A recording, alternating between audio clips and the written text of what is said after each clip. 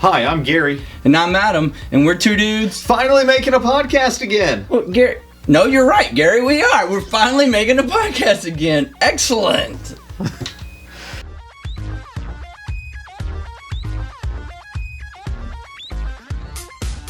So, Adam, how's it going, man? Man, it's been a while, hasn't it? It has been a while. But we've still been at it.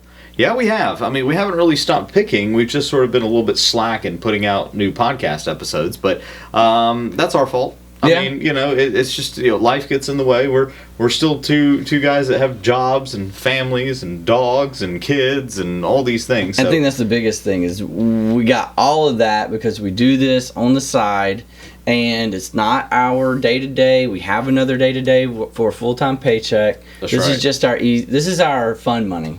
That's right. Yeah, this is our anti-drug, isn't it? Honestly, you could think of it that way because I'm pretty much addicted to this whole process. Yeah, that's true. That's true. Yeah, Gotten addicted to it. I can't I can't see a Goodwill without saying I got to find a way to pass time in there somehow. Yeah, it's like we should have come up with ways to know that you're addicted to picking. Maybe that's summing up. You go to a new city and you start looking up where the Goodwill locations are, so you can go pick. Or you try to figure out a way you can escape the family reunion because there is a local Goodwill. That's right. That's right. Yeah, I think some of us have been there. We've probably all been there if you're listening to this. So. Yes, I'm sure you have.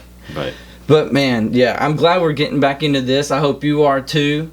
Let's go over a little bit of regular stuff, right? You know, twodudespicking.com. That's what got you here. Or you probably found us on YouTube. You can also find us on Twitter at twodudespicking. We're on Instagram at the same, at twodudespicking. And our email address is twodudespicking@gmail.com. Now you got all the goods to get in touch with us via social networks or the internet. So if you got any questions or you want us to talk about something in the future, just shoot us or drop us a line and we'll get to it eventually. We have had some emails come in since our last one, and we've had some good ones. Yeah. I think we should take the time in a future episode to go over those and specifically talk about those questions because the good ones came in and we need to address them. We can have a mailbag. You know, we call it our email bag. Maybe next episode will be nothing but mailbag and comments, mailbag, whatever it is. Yeah, something like that. Yeah, we enjoy the feedback. We enjoy you guys reaching out with your questions. There is no such thing as a dumb question. When it comes to this, everybody started somewhere. I mean, if it's something as little as, how do I set up PayPal, or how do I ship an item? How do I get boxes? That was a thing we all encountered whenever we first started. Where to find this cardboard and not waste your money on shipping supplies? Exactly right. That's a huge ordeal. But if you're a subscriber, we appreciate it. If you're not a subscriber, please do hit that subscribe button, and as they all say, hit the bell notification though. I'm not going to push that too hard because I never do. That's right. But I'm going to point to a random spot on the screen. Hit subscribe here. Somewhere hit the bell here or here. That's right. And subscribe. But we really do appreciate you coming by twodudespicking.com and checking us out. We're going to have a lot of fun with this next season. I think so. Well, Gary, what do we have on the agenda for this episode? Well, we had talked before in a previous episode about alternative picking locations that we're at. So I thought we would actually share a couple of stories from those experiences that we've had. Some of the hits, some of the misses, some of the things that we've tried, and maybe it didn't work out. It's been a while since we did that, so we've learned a lot. Oh yeah. And there's some good lessons to be learned. Yep. One of the good examples is you were buying things. I remember one time from a place. It's called Plato's Closet. I don't know if it's a I don't know if it's a national chain or anything like that, but I know that we have them here locally. And kind of the idea is they take in used clothing.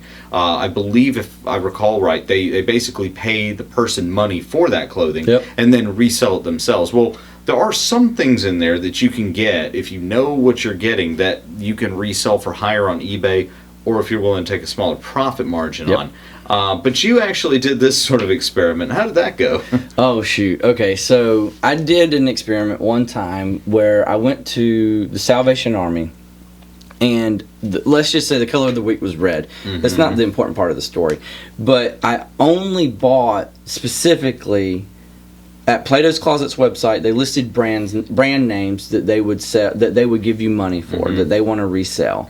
So I was specifically looked for those brand names that were the color of the week, So you got on purpose, so I can get them price for or half 99 price. cents or whatever. Yep. So my idea was, I'll get them at half price. A shirt was $2 or a t-shirt was $1. I'll take it to Plato's Closet, and they're supposed to give me what they say is 30% of the value, right? Right. And so I left the clothes with them. You know, if everything got 30% of what I could sell it for on eBay, I would have made a profit of around $45 off of 8 pieces of clothing. So I left the items with them. I filled out the paperwork. Remember, it's an experiment. I've never done this before. Right. And so they gave me a call back. They said, we've gone through all your clothing items. Come on back, and we'll tell you what we want to keep and what we'll buy from you. So it ended up being... And you're thinking, oh crap, there's stuff that they're going to give back to me. Okay, so out of 8 items, they wanted to buy 2 off of me and give back the other 6. Okay. And they only wanted to give me $6 total for those 2 items. And I had the 8 items, even at half price, I spent like $9. Yeah. So I'm losing right now. Right. But it was the kicker was it was a fast turnaround. So I was able to take those items right back to the Salvation Army and get my money back. Yeah. Let me get some store credit on these. And they do only get store credit, but we shop there all the time. Right. So it was $9. Like I'm going to use that in the next week anyway. That was a failed experiment. Hey, at least you took the chance. You know, you took the shot. What I was hoping, I swear to you, what I was hoping was these brand names are items that are on our not list, right? When you talk about hots and knots, these are the items that are so overpopulated on eBay that you're not going to pick up every pair of Levi's you find, because they're not going to, yours aren't going to get picked over the thousands that are out there. That's right, yeah. Right? It's not the unicorn, if you will. Quantity drives price down, not up. That's right. So what I was hoping was those brand names that were nice named brand, they would take for just more than what I spent, but I'm still turning a profit, right? Yeah. No, that just didn't happen. Something that they were telling me stuff about. Oh, it's more than 2 years old. Oh, it's out of season. Things like that. I'm like, what's how do season? I know this? Plus, we live in the South. Like, there's only 2 seasons down here. It's summer and football season, and that's it. So go Dogs. Yeah, it's like War Eagle for everybody. No. But it was a lot. It was a complete failure of an experiment. I did take them back, got my money back, but it was a failed experiment. I'm not going to visit the Plato's Closet. Now, personally, I did see some Levi's for only $15 that looked relatively brand new. Yeah. And when they're $25 in the store on Amazon, I might go there next time to see if they got my size. But that's all I learned from this experiment. Personal picking versus picking for profit, and you know, we've had this discussion in Goodwill. It's like I really need to stop buying for myself sometimes, because you'll see, oh, this would be cool to keep. Oh, this would be cool to keep. But you know, sometimes I'll go home and my wife will say, "Are you going to keep that?" And it's like, yeah, I'd really rather have the $25 it's worth versus that. Yeah, that's true. Yeah. Let me tell you this: I learned that Plato's Closet is not going to be a good place to source either. They want as much as you're going to try to sell it for at Plato's Closet. They're doing what you and do. if not, it's within $4 or $5 of it. Yeah. So it's not a good place to sourcing. I don't think you'll get a good deal on enough to go through their racks as often as we would at Goodwill. It's just not a good place to source because it is pre-owned. Right. And that's why they can sell it for less. They're doing what we do, basically. Yeah, except with the brick and mortar. Apparently, it's just in season and within 2 years. Whatever that means. Yeah. But there's some numbers on the tag somewhere. I could never find them. I even asked them, "Can you show me the numbers on the tag?" They tried to show me the numbers on 4 of the 6 items they didn't want. They couldn't find the numbers on the tag. Oh, well, that's interesting. Huh? How did they know then? How does a T-shirt go out of season?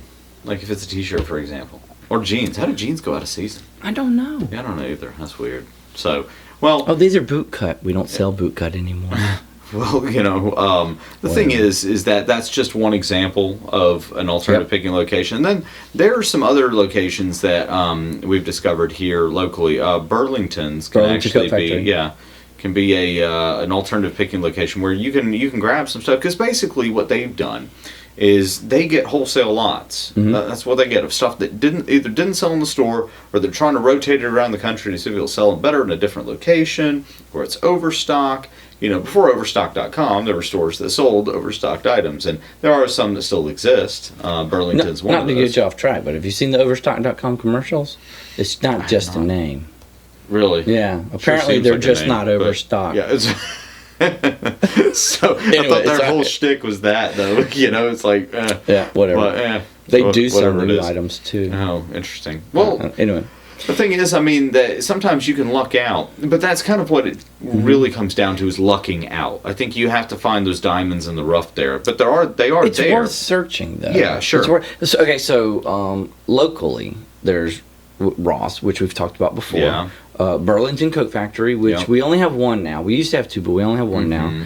And Marshalls. Yeah, Marshalls isn't bad. TJ Maxx is okay if you're looking at the clearance area, and they have some popular brands, Southern Tide or Vineyard Vines go clearance. But now I've said this before, and it's what I've been harping lately, and that is, in order to get more from these stores, and in order to get anything out of the profit for these stores, you have to be willing to put up more money. You do. Up front. You do. And I say that not just in the clearance, but you could find a really good jersey or a really good polo shirt, or brand names will still sell in brand new condition. The thing is, you've got to be willing to put up, instead of $4 for a pre-owned Goodwill, you got to be ready to put up 17 or 18 for a brand new Vineyard Vines with tags. Yeah. But you got to have the willingness and the money in your bank. Yeah, typically you're not going to see the home runs. You're not going to see the home runs. You're really getting like a stand-up double or a base hit, if we're using the baseball analogy here. That when it won't be a home run, but it could be multiples of the same item. It could be. But what I'm saying is that you're going to take a smaller profit margin on those while putting up more money. So you have to have some capital to make the extra money back. At Goodwill, you can buy a T-shirt for $1 and sell it for $20. In your example of going somewhere like Burlington or Ross, you may have to put up $10 for a T-shirt that sells for $25. Right. With all your eBay fees and your shipping, you're going to make less money. You're still making money, but you're making less of a profit margin while putting up more money, and you just have to really be okay with that. Shoes are popular when it comes to this kind of thing. I could totally see where you wouldn't want to do it when you're just trying to do this as a hobby, and this is more of a I want to turn it over quicker scenario. That's right. Yeah. And when you're making less, and when you want to turn it over quicker, you want to make as much profit out of it as possible. Sure. That means you need to put less into it. And on top of that is that if you think about, okay, well, if I'm at Ross, for example, and I want to buy a pair of shoes that cost $50, but I can make, or they're selling for $120, so I can make, by the time all fees and all that are paid, probably about $50. The thing is, though, is that if I go to Goodwill and if I can find stuff, $50 goes a long way at Goodwill to increase that. So you may make a lot more money because of the profit margin. But the reason we talk about alternative picking locations is because sometimes the Goodwills and thrift stores start drying up. And I think that a lot more people with different platforms, which we'll talk about too, are starting to sell their items more than just give them away like they used to. And I think that could be why we're seeing some of the dry up happen. Yeah, that's true. That's very true. I enjoy looking for the treasure no matter where I look. Sure. And to me the hardest part about the treasure hunt is at a place like Ross or Marshalls or Burlington in these alternative locations. The hardest part about it is a lot of it has great potential, and you're having to look all the items up individually. And there, at a place like this, now it's half and half. Some places have a UPC code on the box if it's out. Some places still have the tags that you can scan. But a lot of these they're just off the wall. They're going to be good, but they're not in eBay with a UPC that you can pull results by scanning it. It's very true. Yeah, you can make quicker decisions. You can call it a go or no go. Quicker. In those scenarios versus trying to look up what the item is in Goodwill and trying to figure out, okay, how would I describe this to somebody if I was trying to search. Well, in Goodwill, you're not looking at everything you see, because not all of it's got potential. Right. There's a lot more potential in these other places. It's just you got to look into every one of them, which takes so much more time. And the one guarantee that you'll always have with that too is that the items are new.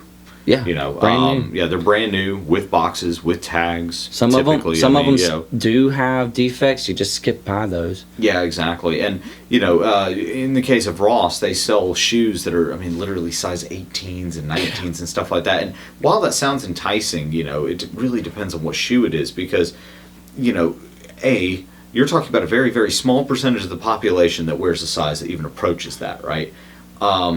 B, even if you do find it, there's probably nothing for you to base that listing on, as far as the size. And then C, basically it's a shoe that's twice the size of a normal one, so your shipping cost is going to be higher on it. So there are some pros and some cons to some of this stuff. I also know that people with feet that big do a lot of their shopping online because they can't find the size in the store. That's right.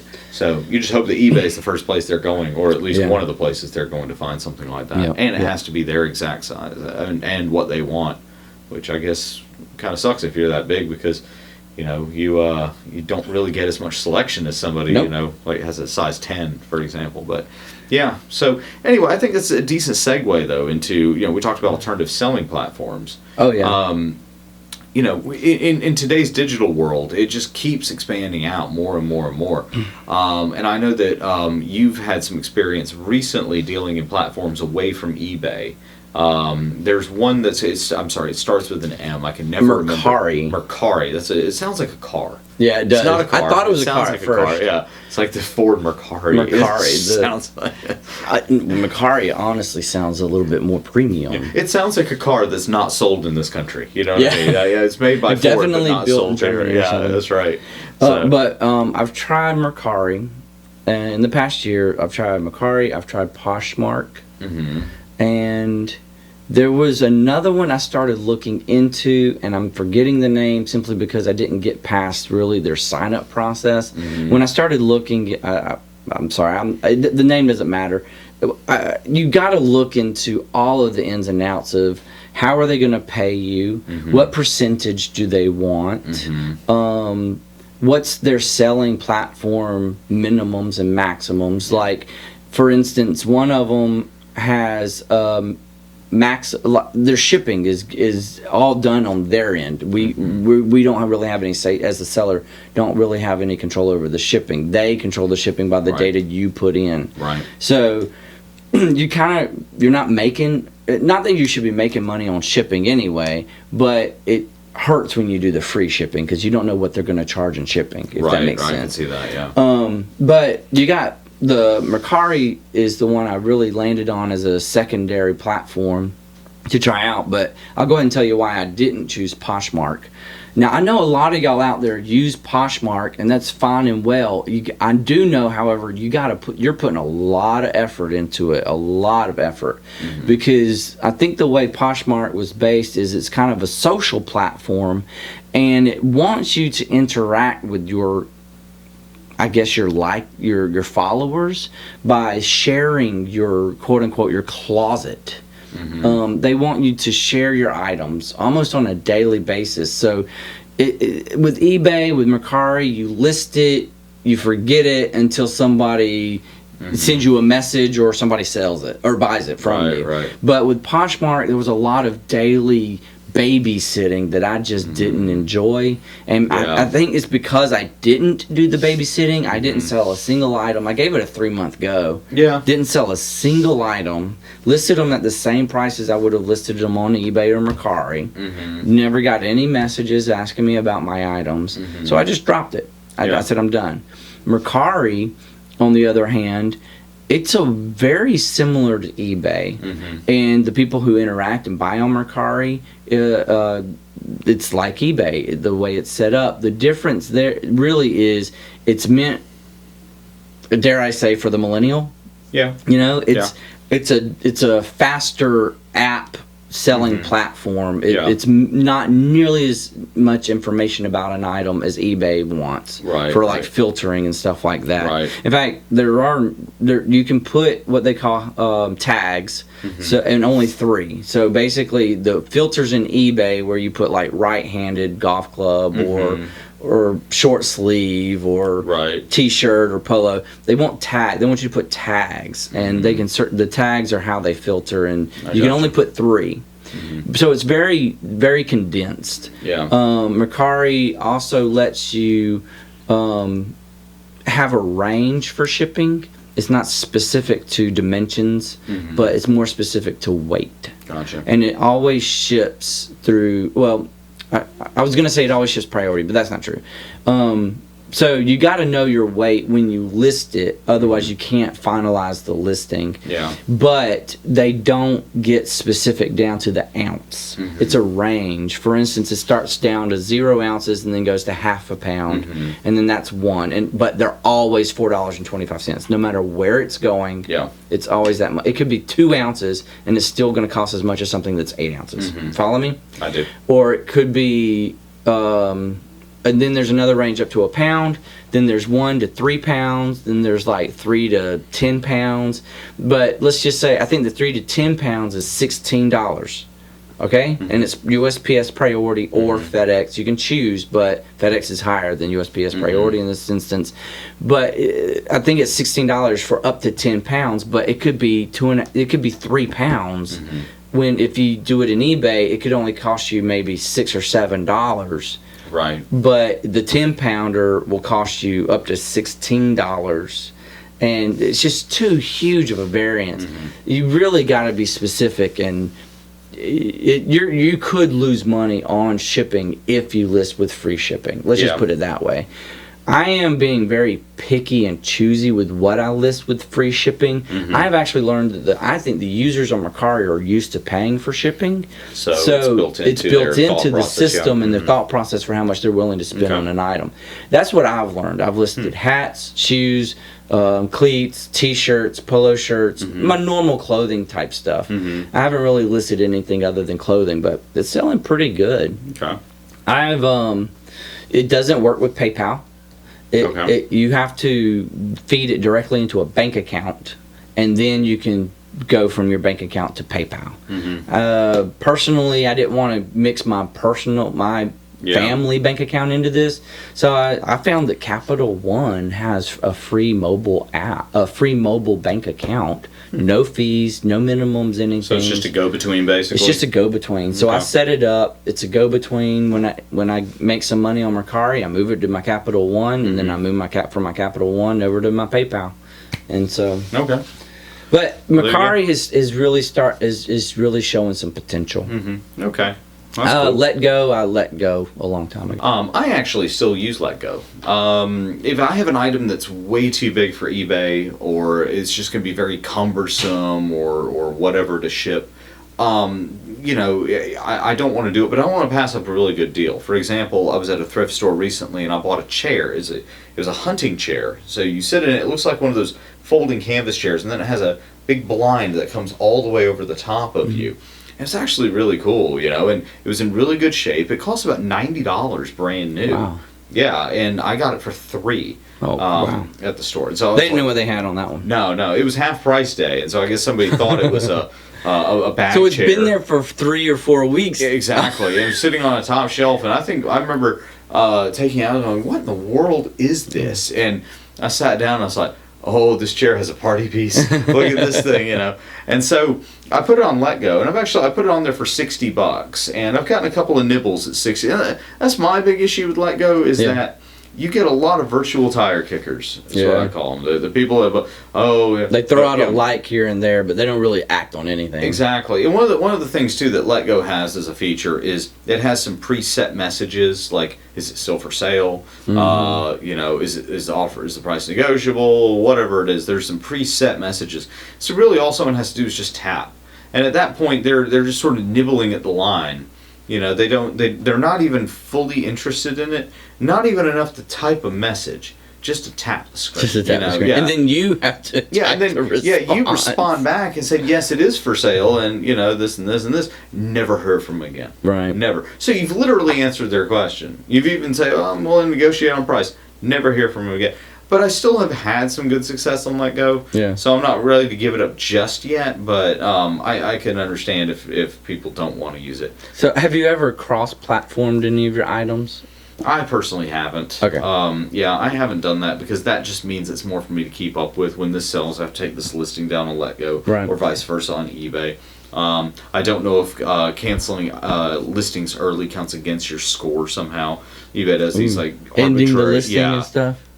They do these arbitrary factors of what constitutes, good selling performance, and you're above standard or below standard or whatever right. it may be. Kind of like whenever they measure, one of the things they do is they measure your returns and defects rate, right? The thing is, though, is that they consider just about every return a defect. And when you they can put anything listing, they want to in that return. Oh, sure.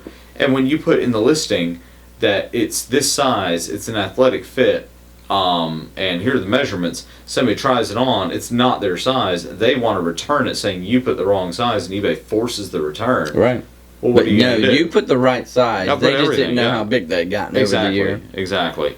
Yeah.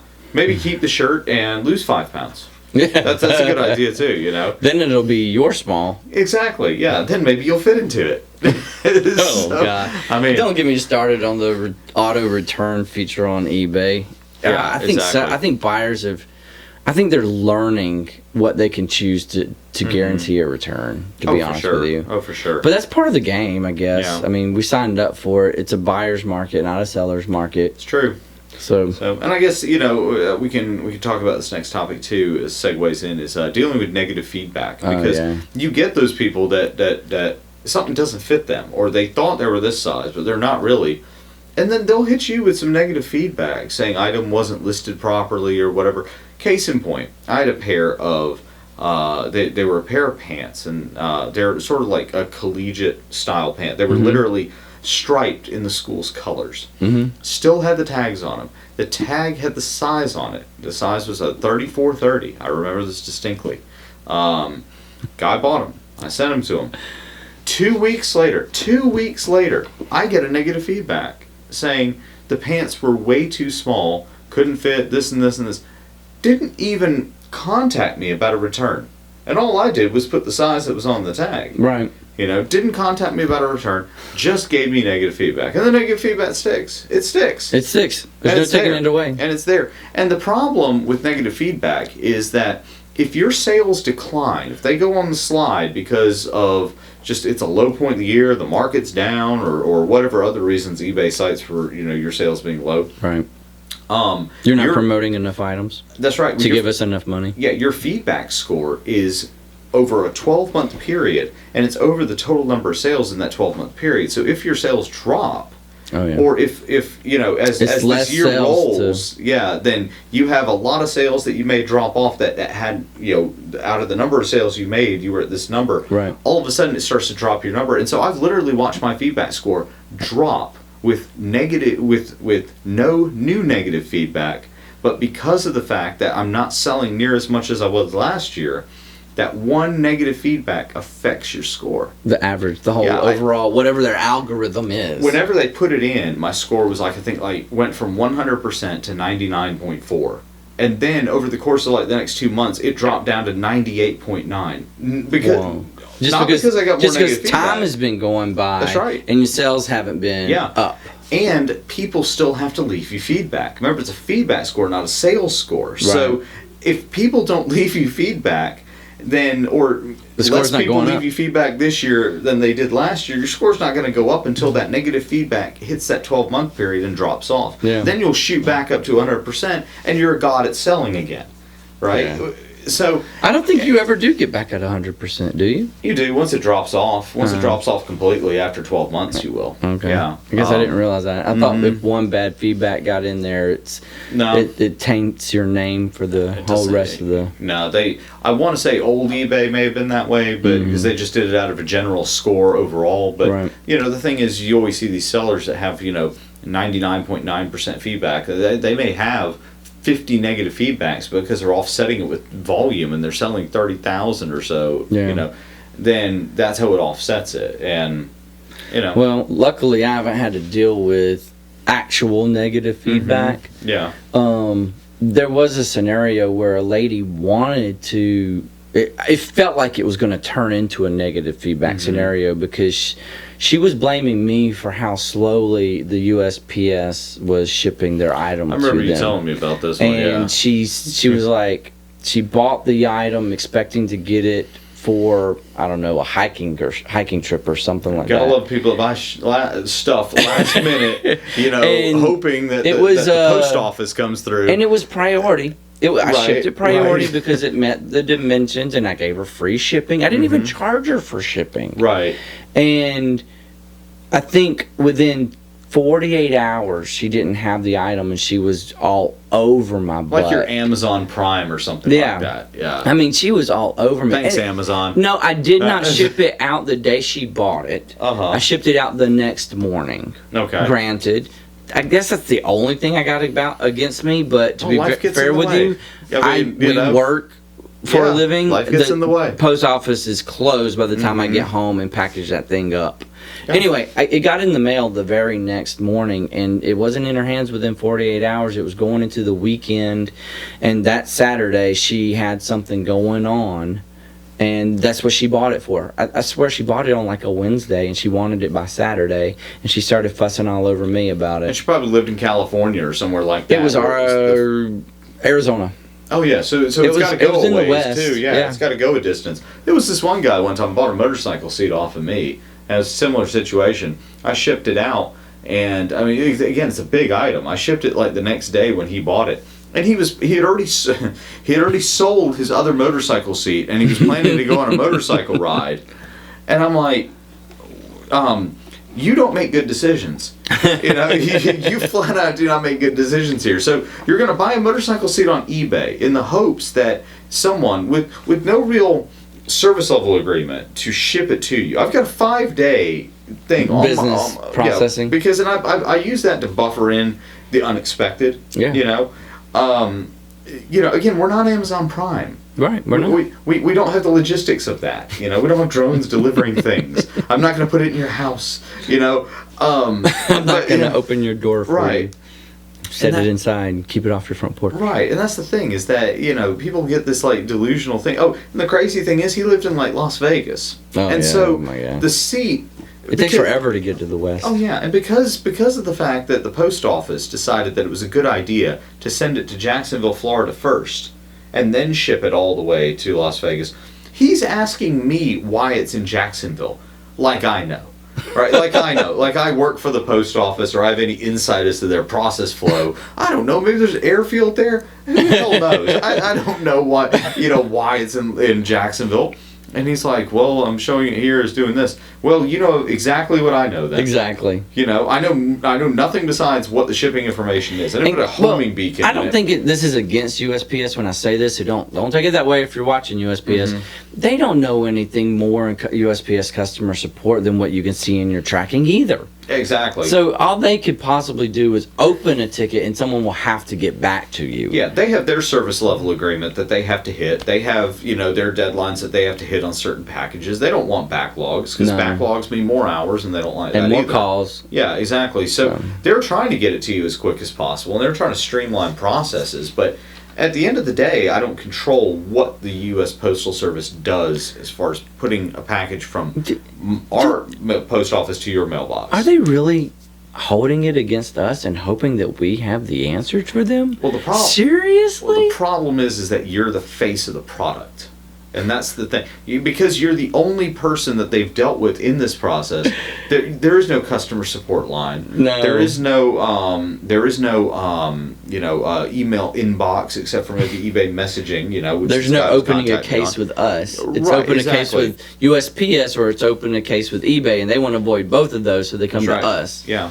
But, the thing is that the way I see it with dealing with negative feedback, there are times that you can call eBay's customer service and say, hey, look, I think this person is out of line, giving me negative feedback, especially if the best thing you can do is do good descriptions if the item is questionable. Right. I always say, tell them how the cow chews grass. Right. Just tell them the truth. If it's got a hole in it, tell them the truth. If it's this size, tell them the truth. If it smells a bit funny, tell the truth. Whatever it may be, or use your best judgment. Yeah. Don't sell it if it's questionable.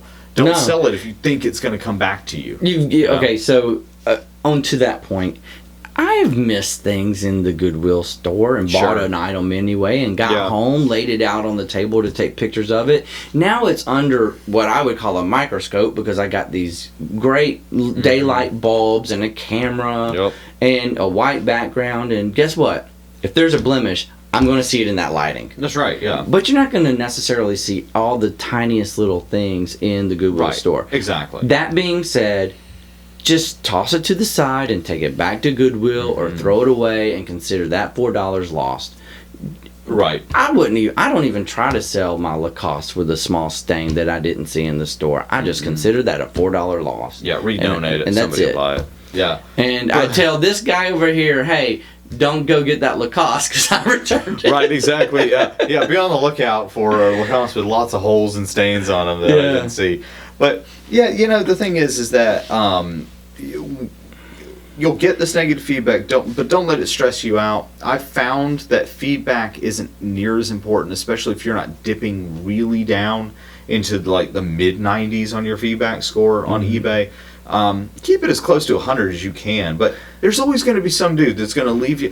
One time I sold a St. Louis Cardinals mouse pad. I may have told this story before, and the feedback that I got was neutral feedback, which the problem is that that technically counts against you in your score. It does. Because it doesn't count as a positive in the overall, so it does count against you.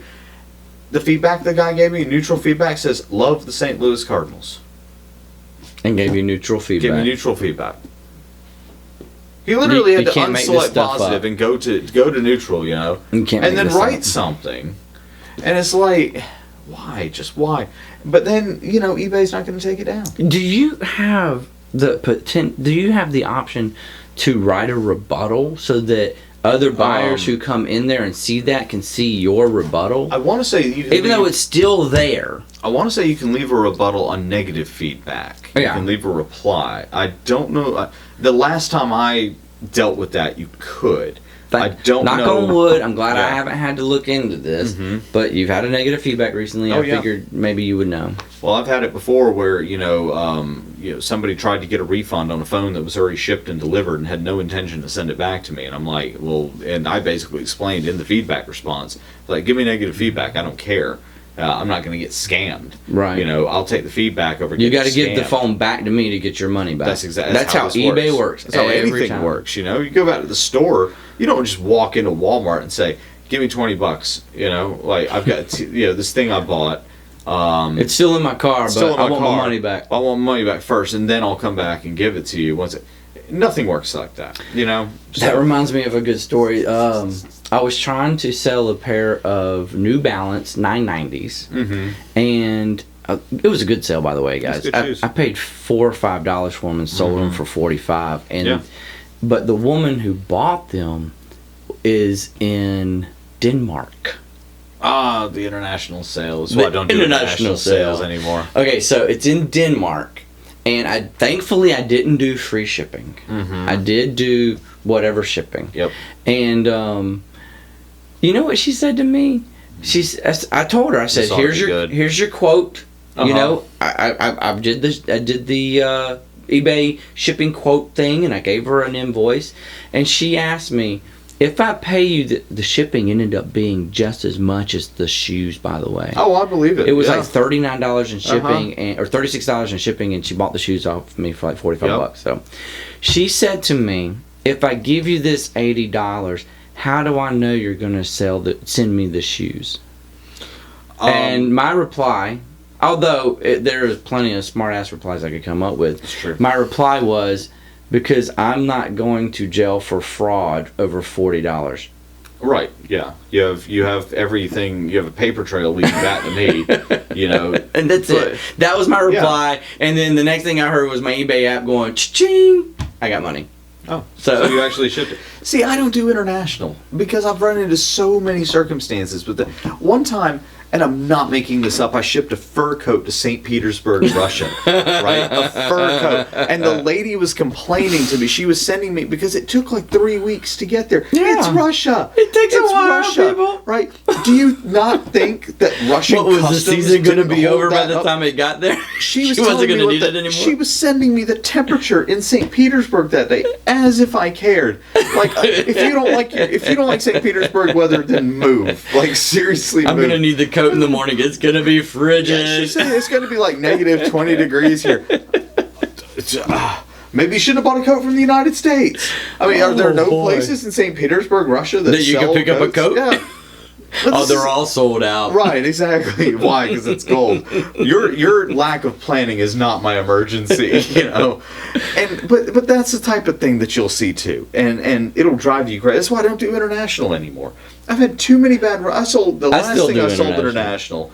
I sold a North Face jacket to Sweden, right, somewhere in Sweden, and they sent it back because it didn't have a hood. It didn't have the pictures either. And I listed it. I listed, there's no hood. They sent it back to me, and I had to refund the money plus pay the shipping that one way.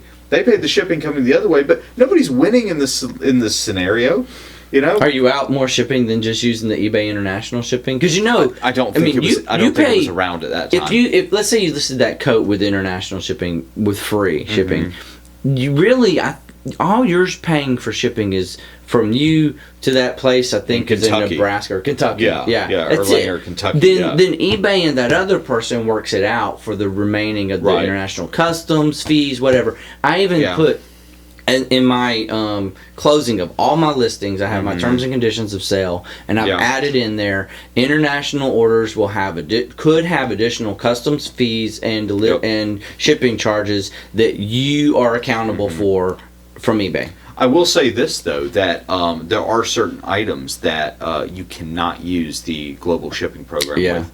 Tactical. Yeah, military and tactical items you're not allowed to. Anything that they consider that. Yeah.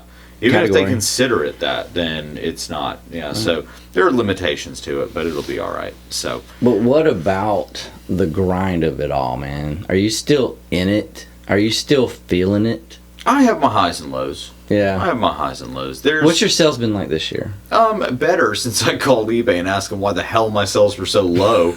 And they picked I was a up, top-rated seller. Conspiracy theory. It is. I mean, you know, the reason that everybody thinks that they're always after you is because they are. They are. You know, but that's exactly what happened, though. It was the craziest thing because my sales were dismal. Like $7 or $8 in a month, and I'm used to selling $400 or $500 at least in a month. I have a ton of items listed, constantly listing new things, but for some reason things weren't selling. So I called eBay. I was like, what the hell is going on? You know, why all of a sudden, well, the market has been down on certain items. Okay, but, you know, the market just doesn't all of a sudden shut off. Down means that there's going to be some slack in it, but you should still see some of your items selling. Well, that excuse is crap because people are still getting paid and Dow is up. So. Right. No kidding. After I called them, that's right. After I called them, the next day, I started getting sales again. Multiple sales in a day. And on top of that, I was sending you screenshots. At one point, I was 720-something% up on sales. That's fuel for the fire of the conspiracy, isn't it? Well, I don't think they're deliberately conspiring necessarily. But they apparently have some sort of control over it that they can go in there and say, oh, we need to go ahead and bump this guy.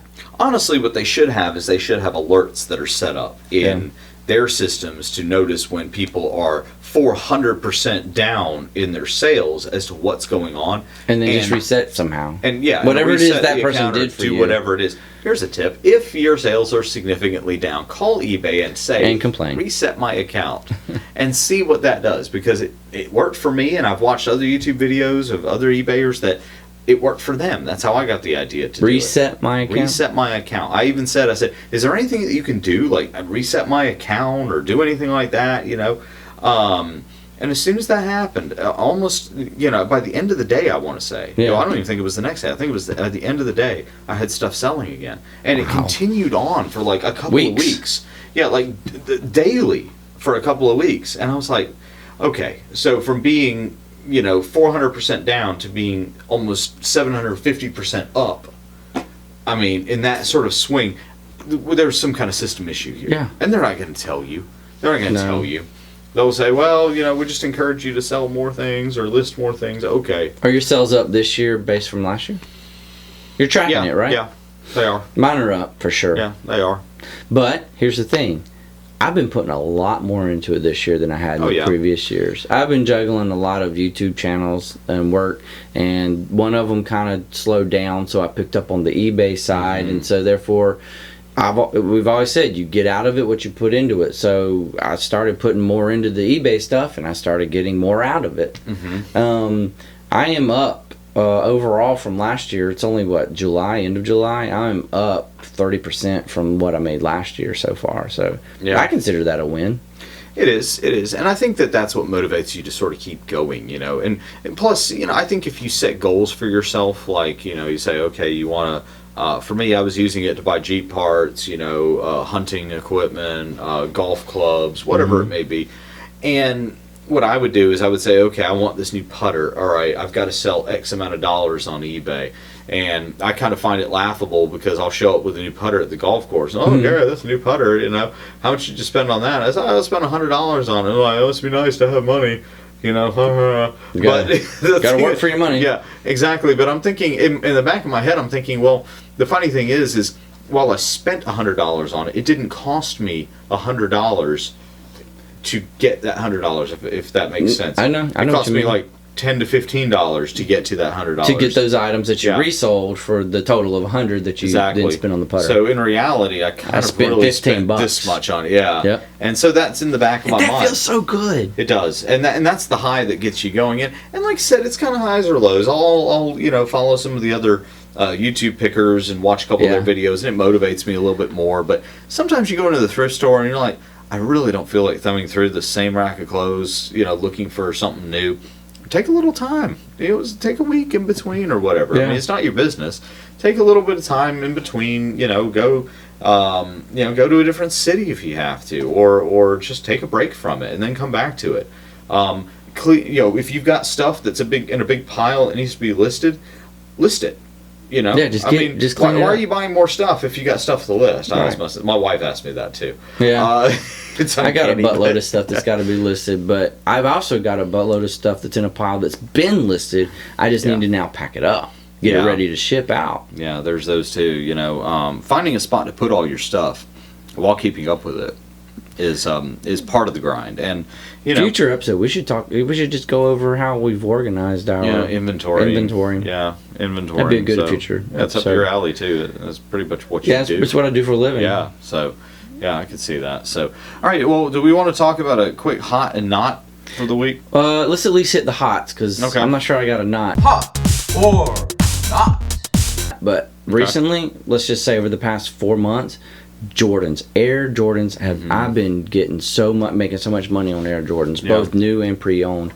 Like new from these alternative picking locations and pre-owned from Goodwill and thrift stores. And it doesn't take much to just clean up a pair of shoes, to be honest with you. And you just shimmy it down with some soap and some gentle soap and a gentle brush and clean it up. Take the pictures, list it up. People want them some Jordans. They're collectible. Old ones, new ones, whatever it is, and even little baby toddler Jordans. Yep.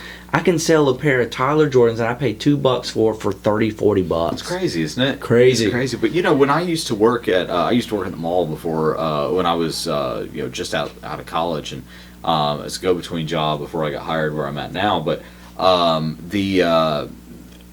we had Jordan release days. I worked at a shoe store in the mall, or it was a sporting goods store, but we sold Nikes and all that stuff. So when the Jordans would come out, I'm not kidding, at 6 o'clock in the morning, I would have a crowd. Wow. Not a line, a crowd Because they wanted that new Jordan. They wanted it. So and they're willing to drop $250 on a new pair. Here we are 20 like years later, that. and they're still just as popular and hot as they were the day they came It out. has been 20 years, hasn't it? I just said that figuratively, but really it has. Exactly. So what about your hot? My hot is, it's not necessarily a brand, but it's more of a category of things. Okay. And that is soccer jerseys. Vintage soccer jerseys, especially. Well, U.S. just won recently, right? Yeah, they won the Women's World Cup, yes. Yeah, but still, it makes U.S. pretty popular. Good luck finding a Women's World Cup jersey anywhere in a store. Yeah, good luck with that one. Not enough people own them, let alone are donating them, That's right. It's, not nearly as easy to find as men's jerseys. But the thing is that you can find from club teams, to national teams from around the world, different soccer jerseys, and just be on the lookout for them, because soccer is very popular, of course, around the world. It's the most popular sport around the world. But in the U.S., it's gaining popularity. And a lot of people, especially in the U.S., because we tend to be more of a country of immigrants and mixed backgrounds and things like that, will not only identify with the United States as their team, but also identify another team as theirs. Like, my mother is English, and so England is my secondary team that I cheer for whenever the World Cup comes around, especially if the U.S. doesn't make it. Then England is my team that I cheer for, and it's been that way since I was little. Yeah. It's funny you mentioned that, because I bought a brand new Nike Greece jersey for $11 and sold it for $50. Oh yeah, I found an Iceland one from 2002. An Iceland national soccer team jersey. I haven't even listed it yet. I've just been lazy, but not lazy, busy. And that's the way you look at it. Yeah. And I think I paid $3-4 for it, and it's going on eBay for $50-60. Yeah, which is cool. I mean, it's a great turnaround. I've got a photo Bogo. Yeah, it's a Brazilian club. Yeah, and it's. I think it's. I don't know what kind of league it is, but it's got popularity. I've listed it for around $45, and it's got several watchers. No buyers yet, but it's got several watchers. And the more obscure the soccer club or the soccer nation, the more valuable the jersey will be. If you find an Ivory Coast soccer jersey, if you find a club team that plays in Australia or something, the more obscure the jersey, the more popular it tends to be, because you just can't go find it. You can't buy these anywhere. So I got this one soccer jersey from a friend of mine, and it's a team that is called Berwick upon Tweed. It's an English soccer jersey, yes. All right, so you've probably never heard of this place, have you? Right. Sounds like a really weird name for a person. I think it's Division 3 or Division 4 in the English League, which is, down there. Berwick's a very small town. It's actually very close to Scotland. Is that like a county district soccer team? No. When you say upon Tweed, it's upon the River Tweed. And so it's just the way the English say their city names sometimes. So So there's not like teenagers playing. No. It's definitely a small. Like, they represent the town. Okay. So imagine you have a town of 500 people. They got a soccer team. To come play soccer, and then there's your team. Yeah, and basically that's it.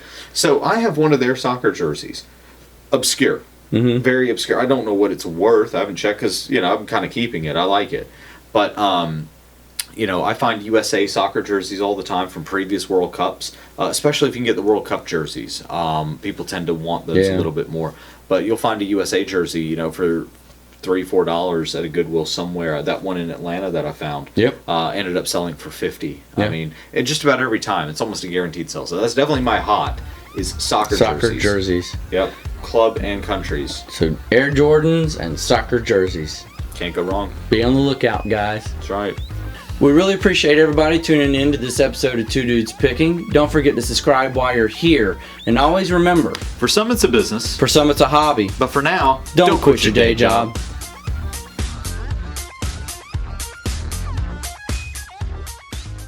Wait a minute, didn't I just listen to that? Yeah, I've seen this show before.